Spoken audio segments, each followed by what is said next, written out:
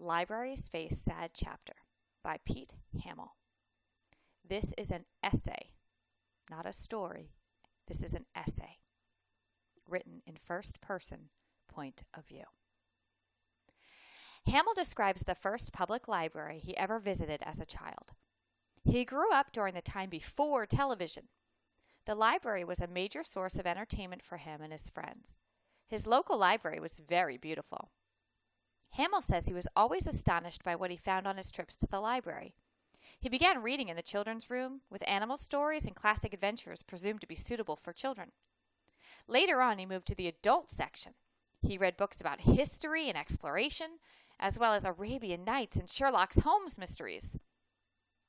No teacher sent us to those leathery cliffs of books.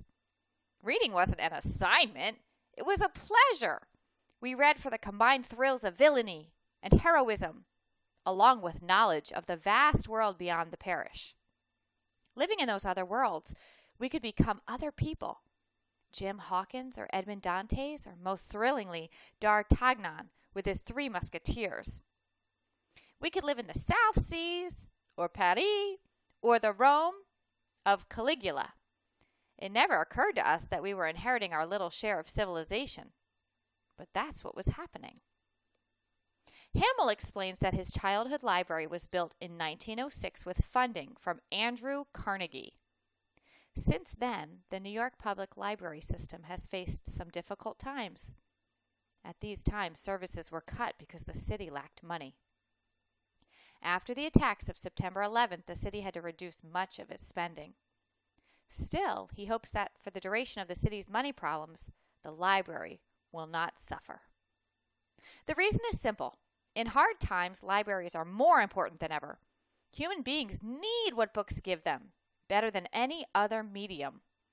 Since those ancient nights around prehistoric campfires, we have needed myth and heroes and moral tales and information about the world beyond the nearest mountains or oceans. Today, with books and movies more expensive than ever and television entertainment in free fall to the lowest levels of stupidity, freely circulating books are an absolute necessity. They are quite simply another kind of food. We imagine, and then we live. Hamill says children still enjoy reading. He explains that reading books is like the Harry Potter series will make young people grow up and read classic writers like Mark Twain and Leo Tolstoy. He also argues that public libraries help people who cannot afford to buy books. He also argues that immigrants use libraries a great deal. He sees many immigrants reading in the libraries throughout New York City. He calls these people the future of New York City. All these people read books to help them dream of new worlds. Hamill compares today's immigrants to the Irish, Jewish, and Italian immigrants of his childhood. He tells about how his mother read to his father about the American Bill of Rights and the Constitution to help him pass his citizenship test. And that process must go on in all the places where the poor now live.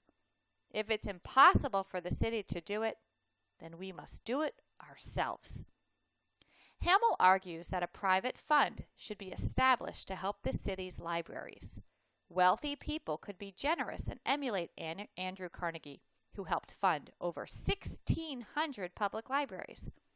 Middle-class people could give smaller amounts from $10 to $50. This would be a kind of voluntary tax. On one level, it would be a powerful pledge to maintain the life of the mind among all classes in this city. That is obviously in our own interest. But above all, it would be a means of honoring the labor of those men and women who got us here and who paid taxes to buy books for all New Yorkers and first took us by the hand and walked us into the treasure houses.